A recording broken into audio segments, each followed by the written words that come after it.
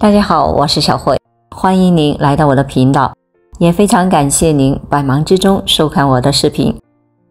今天给大家分享的内容是，糖尿病人吃橘子是升血糖还是降血糖？不妨早点了解，别吃错了。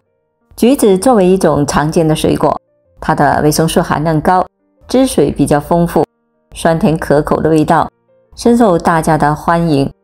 李阿姨就是喜欢吃橘子的一员，晚上坐在沙发前看电视，手里也闲不住，就会拿几个橘子放在手边，边看电视边剥橘子吃，不知不觉一晚上就过去。李阿姨是一名糖尿病患者，老伴多次的提醒她不要吃太多的橘子，李阿姨心不在焉的答应着，手上剥橘子的动作却从未停止。老伴劝不住她，干脆趁李阿姨不在家时把橘子藏起来。李阿姨晚上看电视找不到橘子，还跟老伴大吵了一架。老伴劝她，橘子这么甜，吃多了血糖肯定会升，以后都别吃了。李阿姨一听就不干了，理直气壮拿出手机指着一篇文章说，你看，专家都说了，糖尿病患者能吃橘子，橘子对糖尿病患者的好处还很多呢。老伴见她不听劝，懒得理她。就这样过了半个月，李阿姨去医院复查时，发现血糖比之前有所上升。医生问她这段时间是不是没有按时吃药。老伴跟医生讲，李阿姨的药一直按时吃，饮食也还算正常，就是晚上经常吃橘子。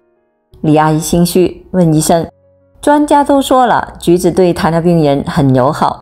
医生又仔细地询问了一下，发现李阿姨吃橘子不知道节制，一晚上就能吃很多，并告诉她，糖尿病患者确实可以吃橘子，但要注意控制用量，过犹不及，对糖尿病患者的身体并不太好。橘子作为我们日常生活中比较常见的一种水果，价格便宜，而且食用方便，深受大众喜爱。但对于糖尿病的患者来说，对这种水果的感情可以分为两个极端。一部分糖尿病患者认为它太甜了，含糖量肯定不少，而且汁水丰富，进入人体后可以迅速的被吸收，所以避而远之。另一部分患者比较科学，看到橘子的升糖指数比较低，而且有专家也推荐食用，所以放心食用。那么哪种说法是正确的呢？对于糖尿病患者来说，吃橘子是有利于降糖还是不利于降糖呢？今天我们就说一说糖尿病患者该不该吃橘子，以及糖尿病患者要控制好血糖应该如何做。糖尿病人吃橘子升血糖还是降血糖？根据全球疾病负担研究的一项研究显示，现在全球有大约5亿的糖尿病患者，等到2050年时，全球预计会有13亿糖尿病患者。由此可见，这种对健康存在巨大威胁的疾病离我们并不遥远。当我们体内的胰岛素分泌不足，或者是无法被机体利用，血糖不断升高时，就意味着我们患上了糖尿病。机体血糖水平长期过高，就可能会导致各种组织器官出现损伤。经常会看到有些患者出现视力下降、心血管疾病、糖尿病足等并发症的症状。糖尿病可分为不同的类型，其中最常见的是1型糖尿病和2型糖尿病。假如你在10几岁的时候就被确诊为糖尿病，并且身体中的胰岛素分泌不足，那就可能是1型糖尿病。2型糖尿病则主要是由于胰岛素抵抗或者是分泌不足所致。这种病多见于成人，可以服用药物，也可以用胰岛素治疗。患上糖尿病之后，不仅需要定期食药，还需要控制饮食。一项研究显示，饮食护理对于患糖尿病的患者有较好的影响。研究团队将他们医院内收治的老年慢性心衰合并糖尿病患者分为对比组和实验组。经过实验对比发现，实施饮食护理模式干预可以有效地降低不良反应发生率，改善营养状况，短康复时间。那李阿姨喜欢吃的橘子在需要忌口的名单里吗？答案是否定的。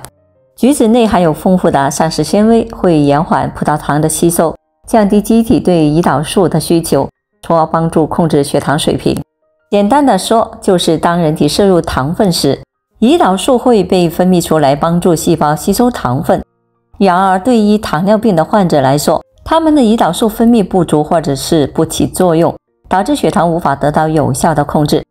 橘子中的膳食纤维可以像海绵一样吸附并携带走体内多余糖分和脂肪，从而降低血糖水平。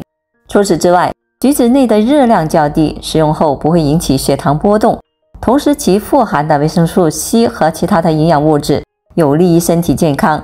适量的食用橘子可以帮助糖尿病患者控制血糖，减轻病情。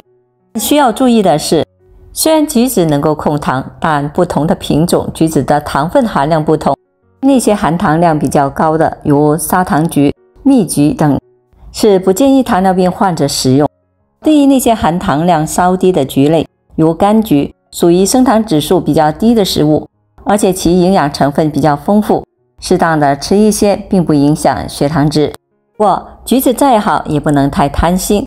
橘子是一种富含胡萝卜素的水果，一次吃太多会导致体内的胡萝卜素过量，从而导致血液中的胡萝卜素超标。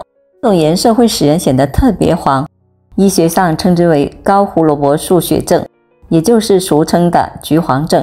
那么患上糖尿病之后，除了要在饮食上多加注意之外，还有什么额外的注意点吗？2. 医生提醒，这3件事比吃糖还危险。对于糖尿病的患者来说，生活是处处都受限制的，许多对普通人来说无伤大雅的事情，对他们而言却有巨大的健康隐患。尤其是以下这3件事情，是我们需要极力避免的。1. 饮食不规律。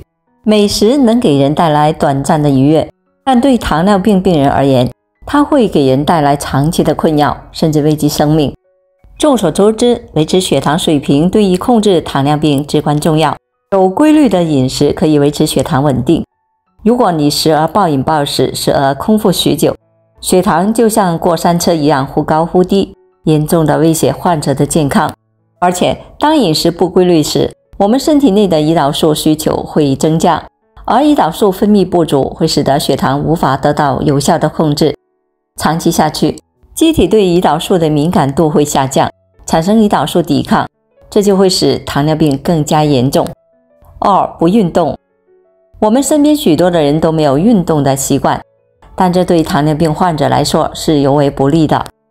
如果我们没有规律的锻炼，那么身体里的脂肪将会越来越多，并且也会越来越大。脂肪细胞中的脂肪酸合成增多，进而引起脂肪酸和甘油三酯的沉积。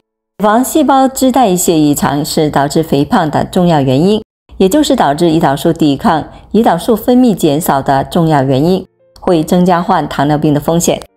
3. 长期的熬夜。来自美国科罗拉多大学的博尔德分校研究人员发现，长期熬夜将会对血糖控制产生恶劣的影响。他们发现，连续熬夜可能会打乱生物钟和代谢节奏，影响了身体中以新陈代谢和血糖相关的化合物的内部时钟。他们让6位不到30岁的健康男性改变了平常的作息，在夜里活动和吃饭，白天睡觉。专家们每4个小时化验一次他们的血液，发现他们的身体里面的很多蛋白质和化合物在变化，尤其是肝脏向血液发送更多的糖，提升了血糖的水平。在现在随处都是垃圾食品的时代，高糖高油的食物随处可见，我们时常会因为一时的嘴馋而将自己的健康放到了危险的境地里去。这其实不仅会带来肥胖等的疾病，还可能严重地影响我们的血糖水平。尤其是在高血糖越来越频发的而且年轻化的当下，这已经成为了一个全球性的健康问题，严重地影响了人类的生命质量和寿命，需要引起我们足够的重视。高血糖会导致糖尿病、心血管疾病、肾脏疾病等的多种并发症，严重威胁着我们的生命安全。如果发现自己患有糖尿病，一定要定期做检查，按时服用药物，保持规律的作息时间，让身体得到充分的休息和调整。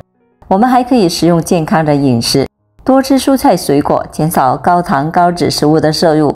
除此之外，还要适当的运动，增强身体代谢能力和免疫力。